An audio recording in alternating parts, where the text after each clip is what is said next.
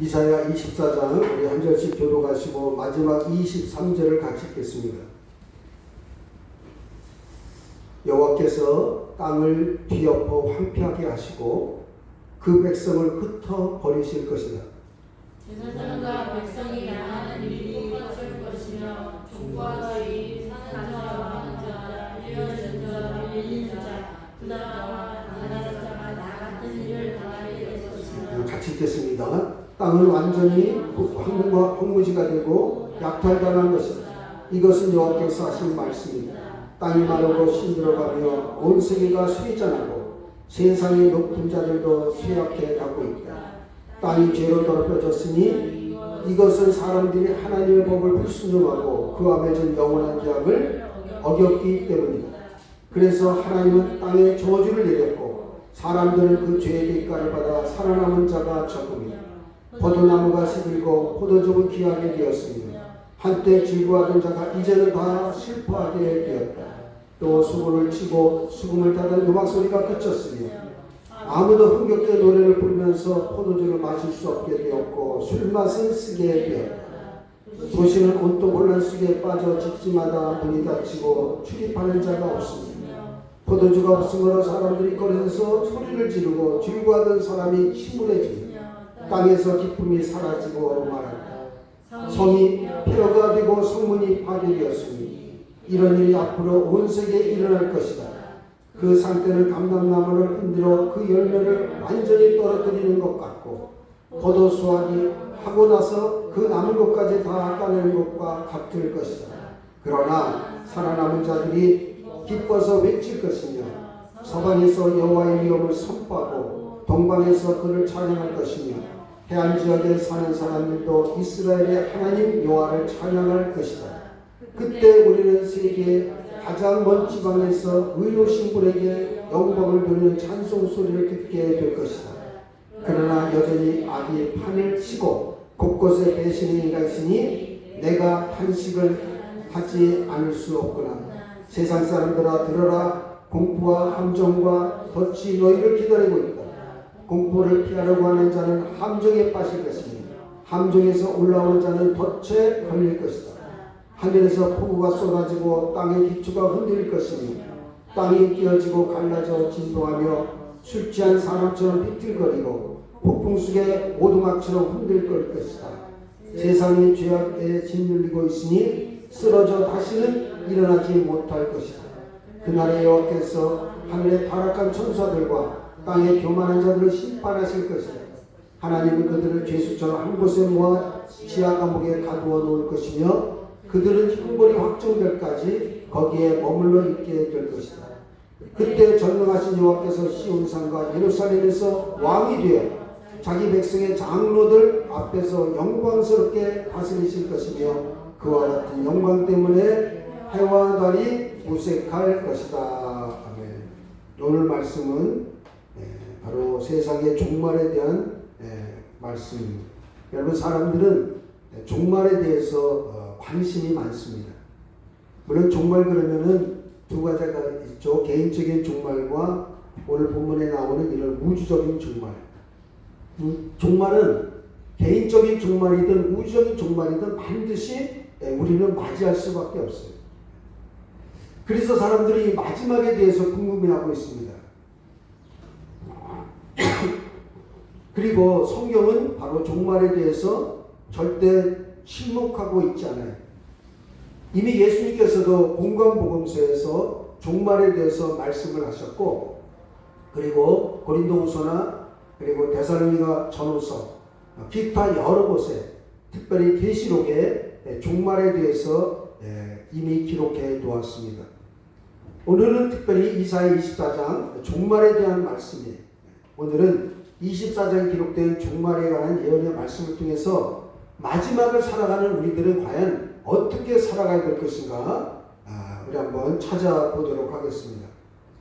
자, 그러면은 왜 종말이 오느냐, 그 종말의 이유에 대해서 우리가 알아야 되겠죠. 자, 1절에서 7절을 다시 한번 천천히 읽겠습니다. 여호와께서 땅을 뒤엎어 황폐하게 하시고 그 백성을 흩어버리실 것이다. 제사장과 백성이 당하는 일이 똑같을 것이다. 종과 주인, 사는 자와 파는 자, 빌려주는 자, 빌리는 자, 부자와 가난한 자가 다 같은 일을 당하게 될 것이다. 땅은 완전히 황무지가 되고 약탈당할 것이다. 이것은 여호와께서 하신 말씀입니다.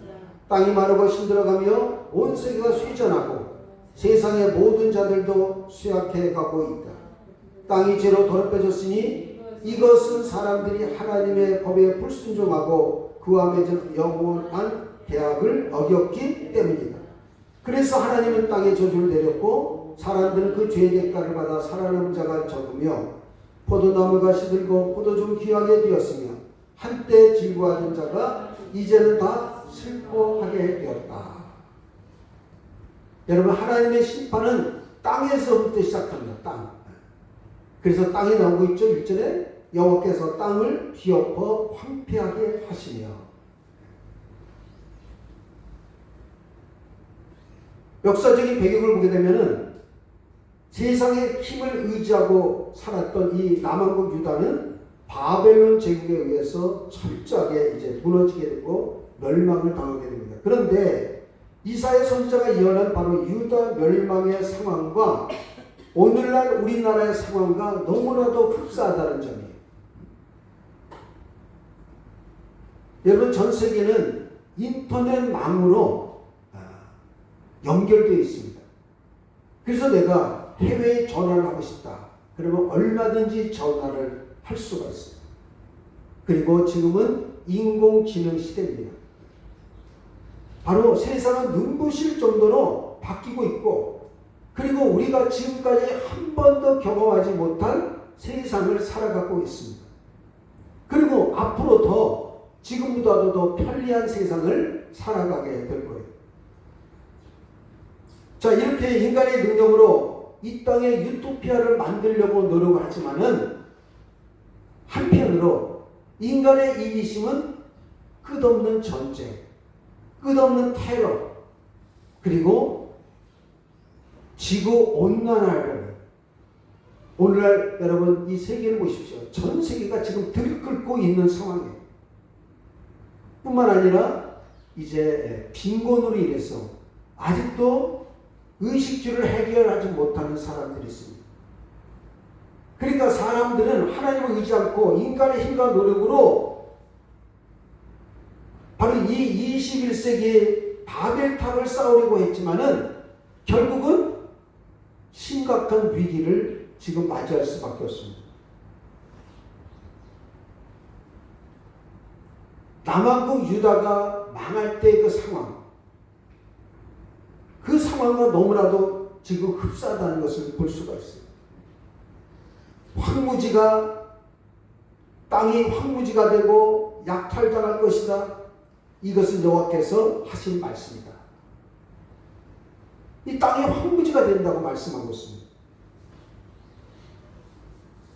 땅이 마르고 시들어가며, 4절 보게 되면 땅이 마르고 시들어가며 온 세계가 쇠전하고 세상의 높은 자들도 쇠약해 가고 있다. 다시 말해서 이 땅에 살아가고 있는 사람들이 삶의 의미를 잃어가고 있다, 그런 말씀이에요. 온 세계가 쇠전하고 세상의 높은 자들도 쇠약해 가고 있다. 그러니까 삶의 의미를 잃어버리고 있다는 겁니다.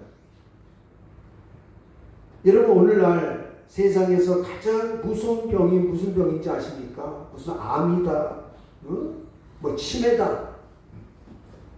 물론 그것도 무서운 병인데 전 세계적으로 가장 무서운 병은 뭐냐면은 우울증입니다. 우울증. 그러니까 이 우울증이라는 병은 삶의 의미를 잃어버릴 때 찾아오는 병이 바로 이 우울증입니다.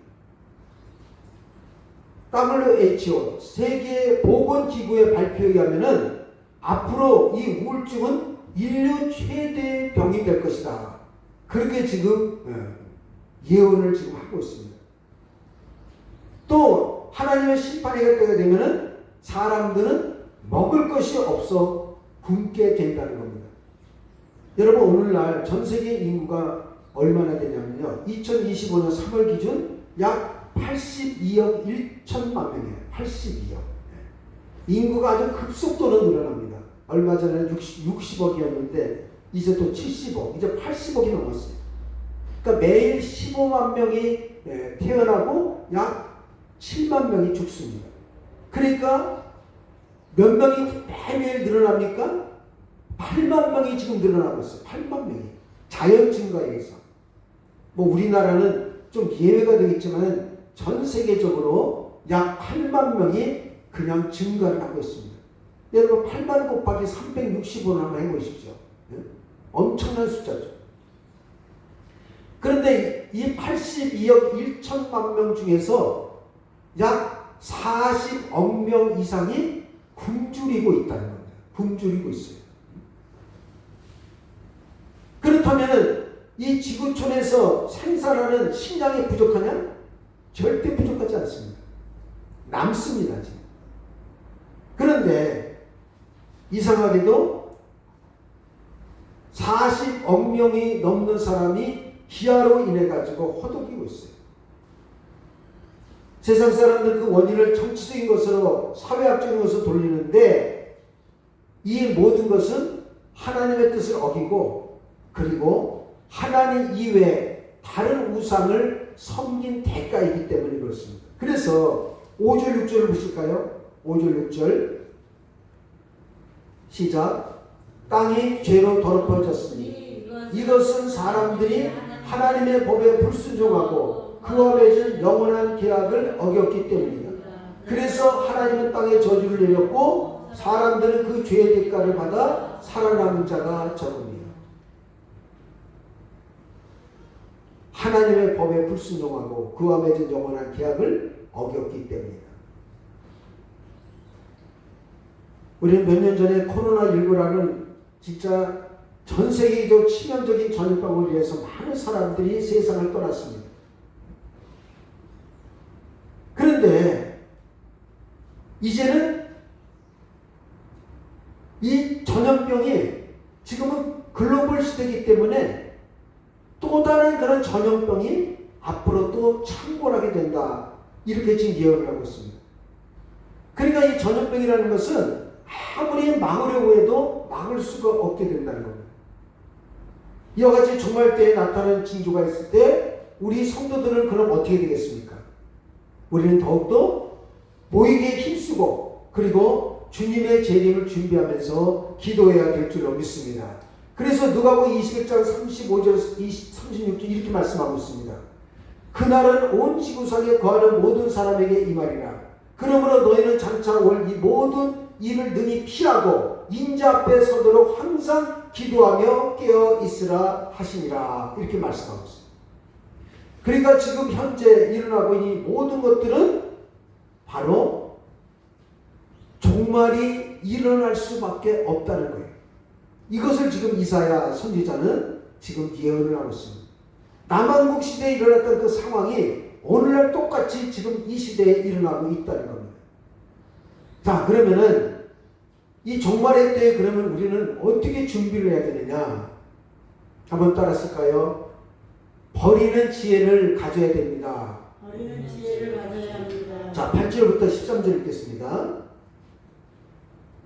또 소고를 치고 수금을 타던 음악 소리가 그쳤으며 아무도 흥겹게 노래를 부르면서 포도주를 마실 수 없게 되었고 술맛은 쓰게 되었다. 도시는 온통 혼란 속에 빠져 집집마다 문이 닫히고 출입하는 자가 없으며 포도주가 없으므로 사람들이 거리에서 소리를 지르고 즐거워하던 사람이 침울해지며 이 땅에서 기쁨이 사라지고 말았다. 성이 폐허가 되고 성문이 파괴되었으니 이런 일이 앞으로 온 세계에 일어날 것이다. 그 상태는 감람나무를 흔들어 그 열매를 완전히 떨어버리는 것 같고 포도 수확을 하고 나서 그 남은 것까지 다 따내는 것과 같을 것이다. 자, 종말의 때 기쁨이 사라질 것이다. 그렇게 말하고 있죠. 11절 보실까요? 포도주가 없으므로 사람들이 거리에서 소리를 지르고 즐거워하던 사람이 시무해지며 땅에서 기쁨이 사라지고 말았다. 또 9절에서 술을 마실 수 없게 되었고 술맛이 쓰게 되었다. 그렇게 말하고 있죠. 구절을 보세요. 아무도 흥겹게 노래를 부르면서 포도주를 마실 수 없게 되었고 술맛은 쓰게 되었다. 왜 그럴까요? 이 땅의 사람들의 기쁨은 뭐예요? 그저 땅에 있는 것이 전부예요. 그냥 술 마시고 즐거워하며 놀면서 해외여행 다니면서 이 땅의 기쁨만 추구하다가 하늘의 기쁨을 염두에 두지 않고 살았기 때문에 이 땅에 저주가 임하게 됨으로 말미암아 사람들의 기쁨이 사라지게 되었다. 그런 말씀입니다. 그 땅의 기쁨이 전부인 것처럼 살다 보니까 그것이 사라지게 되었어요. 그러니 사람들이 어떻게 됐습니까? 기쁨을 잃어버리게 되었다. 하늘의 기쁨이 저들에게는 지금 없는 거예요. 하늘의 기쁨을 염두에 두고 살지 않았기 때문에 오직 땅의 기쁨만을 염두에 두고 살았기 때문에 그 땅의 기쁨이 이제 사라지게 되니까 그들은 기쁨이 사라지게 된 거예요. 여러분, 땅의 기쁨은 여러분 단순합니다. 땅의 기쁨이라는 것은 자기 자신을 돌보는 것에서 기쁨을 얻게 됩니다. 내가 남을 이겨야 되고, 내가 남보다 앞서야 되고, 내 이름이 알려져야 되고, 내가 다른 사람들보다 더 칭찬받아야 돼요. 이런 것들이 여러분 우리가 땅에서 기쁨을 얻는 그런 조건이 아닙니까? 또 뭐가 있습니까? 돈도 잘 벌어야 됩니다. 자식들도 잘 나가야 돼. 여러분 이것이 땅에서 누리는 기쁨이 아닙니까? 이것을 여러분 우리 이 땅에 살면서 어떻게 막을 수가 있어요? 기뻐할 수 있는 일이 있다면 그것을 하나님께 감사하면서 기뻐해야 돼요. 그런데 문제는 그것을 인생의 최고의 목적으로 하면서 살아가고 있다는 게 문제입니다. 자신만 돌보는 것이 그의 삶의 목적이고 기쁨이라는 겁니다. 그 기쁨을 주신 하나님께는 감사하지 못하고 있다는 거예요. 그러다 보니 어떻게 됩니까? 그 기쁨이 이제 사라지게 되면은 그 사람은 결국은 어떻게 됩니까? 타락한 그런 세상의 모습으로 돌아가게 되는 거예요. 내가 세상에서 바랬던 모든 기쁨들이 내 뜻대로 되지 않습니다. 그동안에는 모든 것이 잘 나갔습니다. 그런데 그 모든 것들이 잘 나가지 못해요. 결국은 그 기쁨이 사라지게 되었습니다. 그러니까 사람들이 어떻게 됩니까? 바로 그 기쁨이 사라지게 되었다. 여러분, 땅의 기쁨, 물론 우리는 이 땅을 살아가면서 이 땅의 기쁨도 누려야 되겠지만 더 중요한 것은 무엇입니까? 그 기쁨을 주신 분이 누구냐? 하나님이라는 것을 우리는 분명히 알아야 되는 거예요. 그래야만이 우리가 하나님을 바라볼 수가 있게 되는 겁니다. 하나님의 은혜를 우리가 찬양할 수 있게 됩니다. 여러분, 성경은 그렇게 말하고 있습니다. 우리의 인생은 여러 가지로 비유하고 있습니다. 나그네로 비유하기도 하고 안개로 비유하기도 하고 그리고 풀의 꽃과 같다 이렇게 비유를 하기도 합니다. 그래서 야고보서 4장 14절에 이렇게 말씀하고 있습니다. 너희는 내일 일을 알지 못하는도다. 너희 생명이 무엇이냐? 너희는 잠깐 보이다가 없어지는 안개니라. 우리의 인생이 뭐라고요? 잠깐 보이다가 없어지는 안개라는 거예요. 야고보서 1장 10절을 말씀하고 있습니다. 부한 자는 자기의 낮아짐을 자랑할지니 이는 그가 풀의 꽃과 같이 지나갑니다. 성경 말씀하고 있습니다. 우리의 인생은 한 자리에 머무는 것이 아니라 잠시 후면은 사라지게 되는 것으로 묘사를 하고 있습니다. 그러니까 잠시 머무는 곳은 어디입니까? 이 땅이에요. 그리고 우리가 영원히 머물 곳은 어디예요? 천국이에요. 하나님의 나라라는 겁니다. 그러니까 우리가 이 땅에 살아가면서 잠시 거할 곳과 영원히 거할 곳을 구분하면서 살아가야 돼요. 그런데 사람들은 잠시 머물 곳이 영원히 내가 거할 곳으로 착각하면서 살아가고 있다는 것이 문제입니다. 그러다 보니 내가 영원히 거할 곳이라고 착각하면서 살아갔는데 그 기쁨이 사라지게 되니까 어떻게 됩니까? 사람들은 우울증에 걸리게 되고 좌절하게 되고 심지어는 아주 극단적인 선택을 하게 되는 거예요. 왜? 이 땅은 잠시 머물 곳이고 내가 영원히 머물 곳이 아니에요. 잠시 나에게 기쁨을 주지만 그것은 나에게 영원한 기쁨을 주는 것이 아니기 때문에 그렇습니다. 여러분, 우리가 이 땅에서 잠시 머물고 영원히 갈 천국에 대한 소망이 있다면 우리가 반드시 가져야 될 생각이 있습니다. 그것은 뭡니까? 세상의 것을 버리는 연습을 해요. 한번 따라 하실까요? 세상의 것을 버리는 연습을 해야 됩니다. 버리는 연습을 해야 합니다. 여기서 이제 사람들이 많은 고민을 합니다. 세상의 것을 버려야지 천국을 내가 맞이할 수 있다. 한번 따라 하실까요? 세상의 것을 버려야 천국을 맞이할 수 있고 세상의 것에 가치를 두지 않고 살아야 천국을 맞이할 수 있습니다. 우리는 이 땅에 살아가면서 또 무엇을 생각하느냐? 천국까지 생각해. 그러니까 내가 살아가고 있는 이 모든 좋은 환경이 천국에서도 그대로 이어질 걸로 착각을 합니다. 아닙니다. 말씀드렸잖아요. 바로 이 땅은 잠시 머무는 곳이고 사라지는 곳이에요.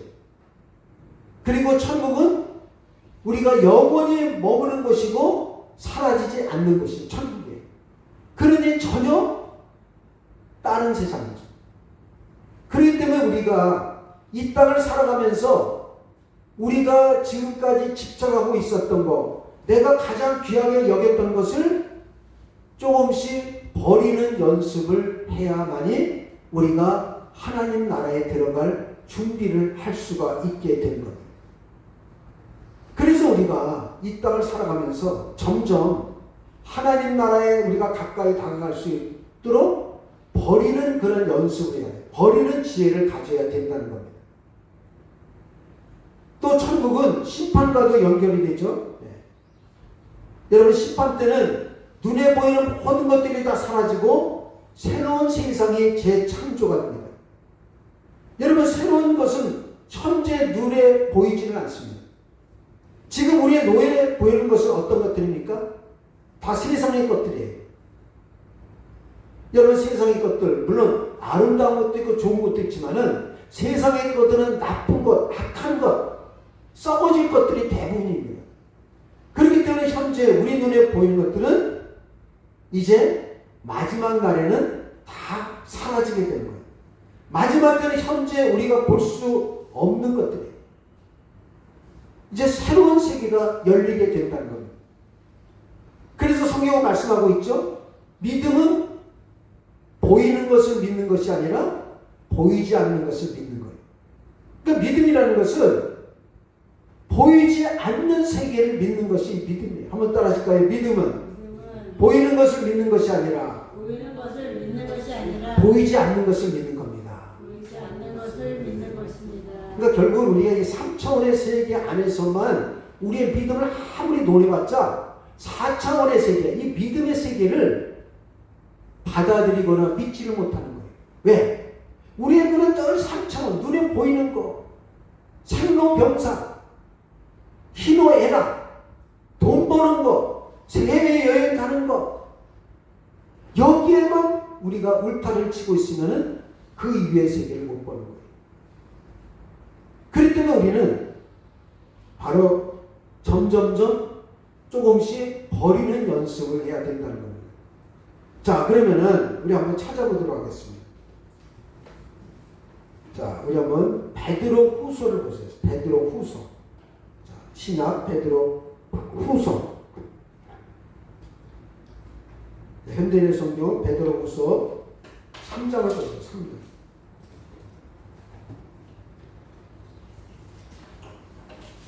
3장 10절에서 13절.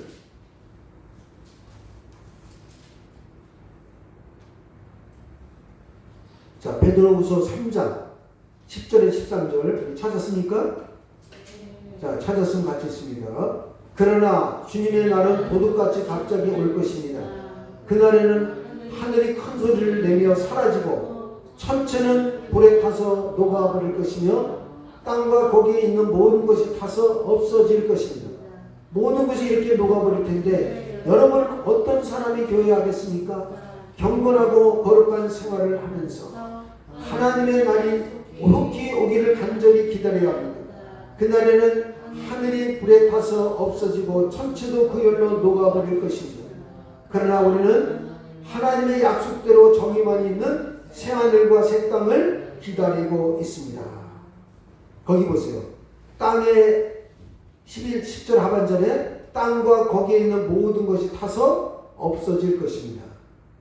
이건 무슨 말이냐면 뭐 불에 타서 없어진다는 그런 뜻이 아니라 우리가 땅에 그렇게 귀중하고 소중하고 가장 값어치 있게 생각하는 모든 것들은 아무런 값어치가 없게 된다는 말씀입니다. 우리가 그렇게 중요하게 생각해 돈, 명예, 권력 이런 것들은 다 무가치하게 된다는 거예요. 대신 새하늘과 새 땅이 열리게 된다는 거예요.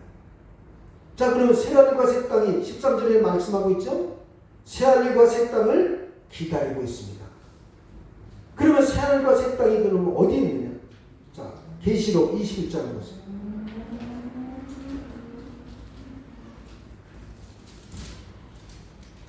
계시록 21장.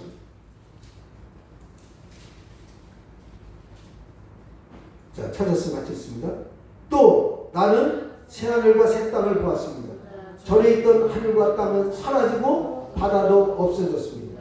나는 거룩한 성 새 예루살렘이 하나님에게서부터 하늘에서 내려온 것을 보았는데 마치 신부가 신랑을 위해 단장하는 것 같았습니다. 그때 나는 보좌에서 큰 소리로 이렇게 말하는 것을 들었습니다. 이제 하나님의 집이 사람들과 함께 있다. 하나님께서 사람들과 함께 계시고 그들은 하나님의 백성이 될 것이다. 하나님 몸소 그들과 함께 계셔서 그들의 눈에서 모든 눈물을 씻어주실 것이다. 다시는 죽음도 없고 슬픔도 없고 우는 것도 없고 아픔도 없을 것이다. 이것은 전에 있던 것들이 다 사라져 버렸기 때문이다. 그때 보좌에 앉으신 분이 이제 내가 모든 것을 새롭게 한다 하시고 이어서 이 말은 진실하고 참되다. 너는 이것을 기록하여라 하고 말씀하셨습니다. 그분은 또 나에게 이렇게 말씀하셨습니다. 이제 다 마쳤다. 나는 처음과 마지막이며 시작과 끝이다. 내가 목마른 사람에게 생명의 샘물을 값없이 주겠다. 신앙의 승자는 이 모든 것을 받게 될 것이며 나는 그의 하나님이 되고 그는 내 아들이 될 것이다. 그 4절을 보세요. 마지막에 이것은 전에 있던 것들이 다 사라져 버렸기 때문이다. 5절 이제 내가 모든 것을 새롭게 한다. 여러분, 세상이 좋으면은 천국이 보일까요? 천국이 보이지 않아요. 좋으면은 이게 영원히 천국이 봐요. 돈도 잘 벌죠. 건강하죠. 응? 자식도 잘 되죠.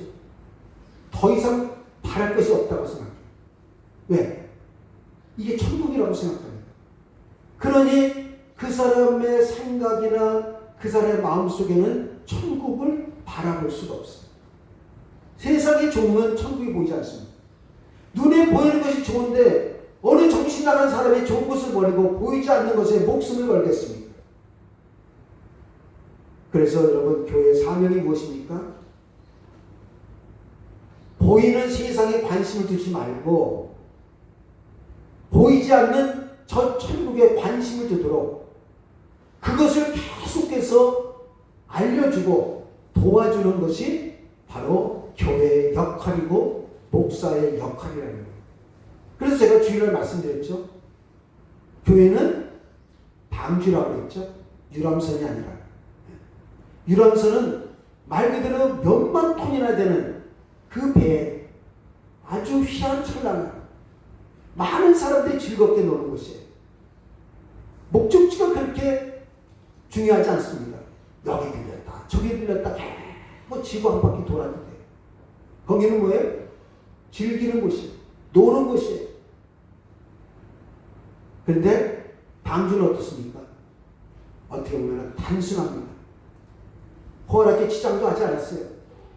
단지 아무 소리도 안 합니다. 어디를 향해서? 천국을 향해서 가도록 세상의 문을 다 닫고 바로 그 목표를 향해서 나가도록 역할하는 것이 바로 교회라는 겁니다. 그러니까 우리가 이 마지막 이 시대를 살아가고 있는 데 있어서 우리는 눈에 보이는 세상보다도 눈에 보이지 않지만은 우리의 믿음의 눈으로 볼 수 있는 천국을 향해서 우리가 더욱더 한 발자국씩 나가야 될 줄로 믿습니다.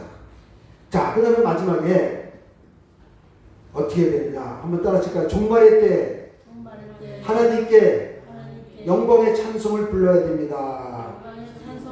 자, 다시 이사야서 24장으로 돌아옵니다. 자, 14절부터 16절 읽습니다. 자, 그러나 살아남은 자들이 기뻐서 외칠 것이며 서방에서 여호와의 위엄을 선포하고 동방에서 그를 찬양할 것이며 해안 지역에 사는 사람들도 이스라엘의 하나님 여호와를 찬양할 것이다. 그때 우리는 세계의 가장 먼 지방에서 의로우신 분에게 영광을 돌리는 찬송 소리를 듣게 될 것이다. 여기까지. 여기 보면은 살아남은 자들 나오죠. 살아남은 자들. 여러분, 하나님은 아무리 세상이 타락하고 폐역한 모습일지라도 살아남은 자들을 하나님께서 남겨두십니다. 이것을 우리는 그루통이라고 해요. 그루통이. 이것을 통해서 하나님은 하나님의 뜻을 이루어가고 계시다는 겁니다. 그래서 이사야 선지자는 하나님의 심판을 경고하면서도 이 시대에 남은 자들이 하나님께 영광을 돌리고 찬송해야 된다고 말씀을 하고 있습니다. 한번 따라하실까요? 나는 부름받은 하나님의 백성입니다. 나는 이 시대에 남은 그루터기입니다. 그러니까 아무리 세상이 폐역하고 그리고 타락한 그런 세상이라 하더라도 하나님은 남은 자들로 인해서 하나님의 뜻을 이루어 나가고 계시다는 겁니다. 그러면은 이 그루터기, 이 남은 자들은 어떻게 되겠습니까? 우리는 천국 잔치에 가기 위해서 늘 세마포를 준비해야 되는 거예요. 슬기로운 다섯 처녀와 같이 우리가 신랑 되신 예수님을 맞이할 수 있도록 늘 우리는 준비해야 되는 겁니다. 그런데 많은 사람들은 이 종말에 대해서 머리로는 이해를 합니다. 많이 들었어요. 그래, 예수님이 다시 오신대. 나도 들었어. 알고 있어. 뭐 오시겠지. 머리로는 이해합니다. 그런데 예수님의 재림에 대해서는 아무 생각도 없이 그저 매일매일 일상에서 삶만 신경 쓰고 살아가고 있습니다. 머리로는 이해하고 머리로는 알아요. 그런데 그 예수님의 재림에 대해서는 준비를 하고 있지 않다는 거예요. 이게 문제죠. 여러분, 예수님이 오신다는 예고편은 없습니다. 성경 어디에도 예수님이 언제 어디서 온다는 그런 말씀은 없어요. 그 시와 때는 우리가 알 바라고 분명히 성경은 말씀하고 있습니다. 그래서 지금 우리들이 해야 될 일이 무엇입니까? 날마다 예수님의 오심을 준비하고 있습니다. 이것이 바로 우리 남은 자들이 해야 될 일이라는 것을 분명히 말씀을 하고 있습니다. 이제 말씀을 정리하겠습니다. 우리는 지금 주님이 다시 오시는 그 가까운 시대에 살아가고 있습니다. 그날과 그 시는 정확하게 알 수 없지만은 마지막 때에 일어날 징조들이 우리 주변에서 자주 일어나고 있습니다. 특별히 마지막 때 사람들이 하나님의 법에 불순종하고 하나님과 맺은 영원한 계약을 어기는 세상이 되었다. 그렇게 첫 번째 말씀을 하고 있습니다.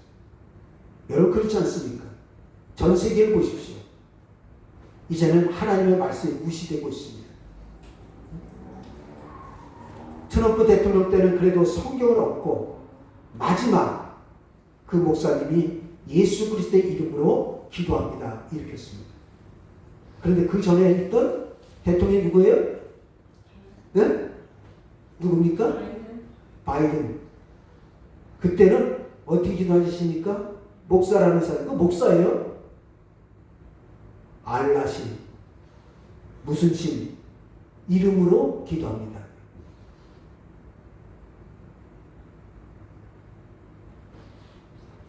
그러니까 지금 트럼프라는 저 사람이 물론 여러 가지 세계 혼란되고 관세 막 하지만은 그 신앙만큼은 뚜렷한 것 같아요.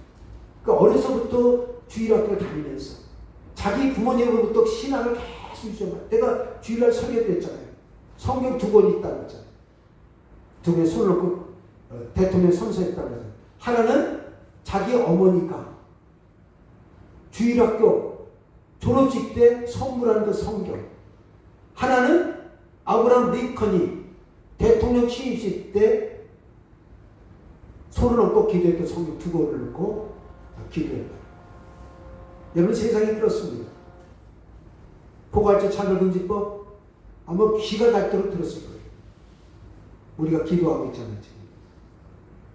이미 다른 나라는 그것이 다 법으로 지정됐어요. 동성애, 동성원.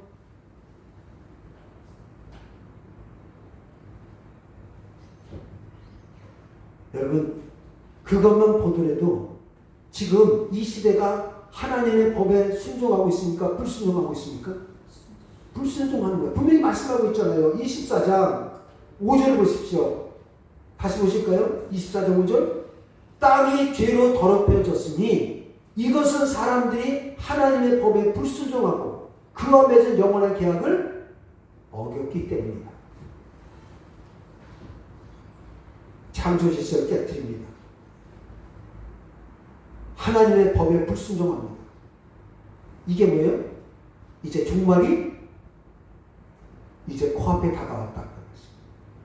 두 번째는 그러면 우리는 어떻게 됩니까? 이 땅에 미래를 두지 말고 천국의 소망을 두고 살아요. 한번 따라 하실까요? 이 땅에 미래를 두지 말고 천국의 소망을 두고 살아야 됩니다. 그러니까 우리가 이 땅에 있는 것들을 자꾸 버리는 연습을 해야 돼요. 버리는 연습. 버리는 연습. 그리고 있다면은 남을 위해서 베푸는 연습. 내 것을 취하고 그런 연습이 아니라 내가 가지고 있다면 남에게 베풀고 하나님께 드리고 이런 연습을 자꾸 해야 되는 거예요. 이게 뭐예요? 이 땅에 미련을 두지 않고 천국의 소망을 두고 살아가는 모습이에요. 왜냐하면 이 세상에 있는 것은 천국에 쓸모 있는 게 아무것도 없다는 거예요. 그렇기 때문에 세상에 썩어질 것에 소망을 두지 말고 천국의 소망을 두는 저와 여러분 되시길 주님의 이름으로 간절히 바라겠습니다. 그 다음에 마지막으로 자 우리는 어떻게 살아가야 되겠습니까? 바로 우리는 남은 자예요. 그루통입니다. 그러니까 하나님께 영광과 찬송을 돌리는 삶을 살아가야 되는 거예요.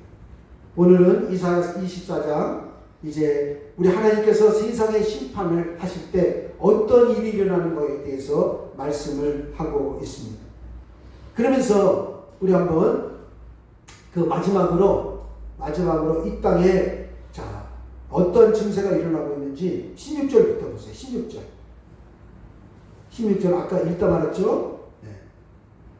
16절 중간에 보면은 영광을 돌리는 찬송 소리를 듣게 될 것이다. 그 다음부터 그러나 여전히 악이 판을 치고 곳곳에 배신행위가 있으니 내가 탄식하지 않을 수 없구나. 세상 사람들아 들어라. 공포와 함정과 덫이 너희를 기다리고 있다. 공포를 피하려 하는 자는 함정에 빠질 것이며 함정에서 올라오는 자는 덫에 걸릴 것이다. 하늘에서 폭우가 쏟아지고 땅의 기초가 흔들릴 것이며 땅이 끼어지고 갈라져 진동하며 술 취한 사람처럼 비틀거리고 폭풍 속에 오두막처럼 거릴 것이다. 세상이 죄악에 짓눌리고 있으니 쓰러져 다시는 일어나지 못할 것이다. 그날에 여호와께서 하늘에 타락한 천사들과 땅의 교만한 통치자들을 심판하실 것이다. 하나님은 그들을 죄수처럼 한 곳에 모아 지하 감옥에 가두어 놓을 것이며 그들은 형벌이 확정될 때까지 거기에 머물러 있게 될 것이다. 이게 이제 우리 주님께서 이 땅에 오실 때 일어날 그런 일입니다. 우리는 늘 마지막 남은 자로서 늘 주님의 재림을 준비할 수 있는 우리 모두가 다 되시길 주님의 이름으로 간절히 바라겠습니다. 기도하겠습니다. 하나님, 우리 예수님께서 이제 다시